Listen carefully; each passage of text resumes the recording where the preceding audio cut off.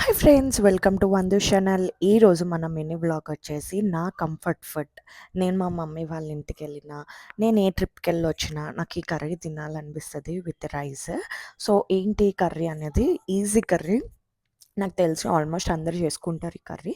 But నాకు ఇది comfort food. ఫస్ట్గా ఆయిల్ వేసుకోండి, ఆవాలు, జీలకర్ర, మినపగుళ్ళు, పెద్ద ఫుల్ది ఉంటుంది కదా అది వేయండి. అది వేసుకొని ఫ్రై చేసుకున్నాక నేను 3 టమాటోస్‌తో చేస్తున్నాను కాబట్టి 2 మిర్చియే వేసుకున్నాను. నేను మళ్ళీ గరం మసాలా వేసుకుంటాను కాబట్టి అండ్ 2 వెల్లుల్లిపాయలు దంచి అండ్ కొంచెం కొత్తిమీర. వెల్లుల్లిపాయలు మాత్రం ఫ్రై చేసుకోండి, టేస్ట్ బావుంటుంది. అండ్ టమాటోస్ వేసుకోండి. టమాటోస్ వేసుకున్నాక కొంచెం పసుపు కూడా వేసుకొని మిక్స్ చేసుకోండి. చేసుకున్నాక కొద్దిసేపు అలా ఉంచండి. మీ టేస్ట్‌కి తగ్గట్టుగా సాల్ట్ వేసుకోండి. సాల్ట్ వేసుకొని మిక్స్ చేసుకొని లిడ్ పెట్టుకొని 2 మినిట్స్ ఉంచుకుంటే ఇలా ఉంటుంది. మన నార్మల్ టమాటోస్ కంటే దేశీ టమాటాల్లో ఇంకా టేస్ట్ బావుంటుంది ఈ కర్రీకి.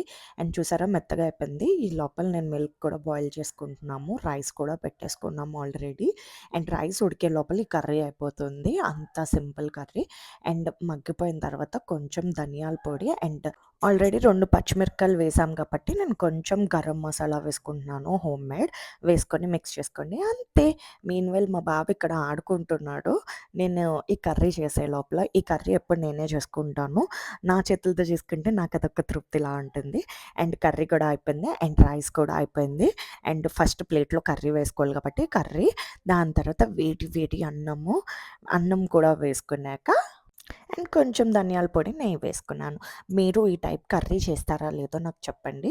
నేనైతే ఇది చేసుకుంటా. నాకెప్పుడు తినాలనిపించినా నాకు కంఫర్ట్ ఫుడ్ ఇది. Rice and tomato curry and పాలు.